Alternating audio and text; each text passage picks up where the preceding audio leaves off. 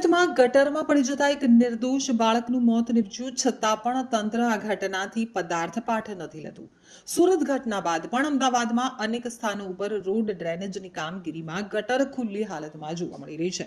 અમદાવાદમાં પણ સુરતવાળી જોવા મળી શકે છે. જી હા, શહેરમાં અનેક સ્થળો ઉપર ઠેર ઠેર ગટરના ઢાંકણા ખુલ્લા જોવા મળ્યા છે. તો સુરતમાં ગટરમાં પડી જતા એક નિર્દોષ બાળકનું મોત નીપજ્યું છે, છતાં પણ તંત્ર આ ઘટનાથી કોઈ પાઠ લઈ રહ્યું નથી. સુરત ઘટના બાદ પણ અમદાવાદમાં અનેક સ્થાનો ઉપર રોડ ડ્રેનેજની કામગીરીમાં ગટર ખુલ્લી હાલતમાં જોવા મળી રહી છે. રસ્તા બિસ્માર હાલતમાં અનેક સ્થાનો ઉપર બ્રિજની કામગીરીથી ધૂળની ડમરીઓ ઉડે છે. ગટરોના ઢાંકણા ખુલ્લા આવી રહ્યા છે. અમદાવાદ શહેરની આ છે પરિસ્થિતિ. શહેરીજનો પ્રાથમિક જરૂરિયાતને લગતી આવી અનેક સમસ્યાઓનો સામનો કરી રહ્યા છે. એક સ્થાનિકે જણાવ્યું કે થોડા દિવસ પહેલા શહેરમાં એક બાળક ગટરમાં પડ્યું હતું, પરંતુ લોકોએ તાત્કાલિક મદદ કરતા બાળકને બચાવી લેવામાં આવ્યું હતું.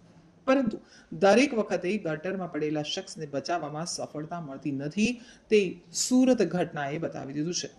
તો હાટકેશ્વર ભાઈપુરા વોર્ડમાં ગટરના ખુલ્લા ઢાંકણા જોવા મળ્યા હતા. થોડા દિવસ પહેલા આ જ ગટરમાં બાળક પડી ગયું હોવાનો સ્થાનિકોએ દાવો કર્યો હતો, પરંતુ ત્વરિત મદદથી તેને બચાવી લેવાયું હતું. બાળક પડી જતા સ્થાનિકોએ ગટરના ખુલ્લા ઢાંકણા બંધ કરવાની અનેક વખત રજૂઆત કરી છે. તો ગટરના ખુલ્લા ઢાંકણના કારણે તેમાંથી આવતી દુર્ગંધ પણ આસપાસના સ્થાનિકોને વધુ હેરાન કરી રહી છે. તેમને હંમેશા આવા ગંધ મારતા રોડ ઉપરથી પસાર થવું પડે છે. સ્થાનિકોએ આક્ષેપ કર્યો છે કે કામગીરી મહિનાઓ સુધી બંધ થઈ હતી. કોઈ જાનહાનિ થાય તો જવાબદાર કોણ?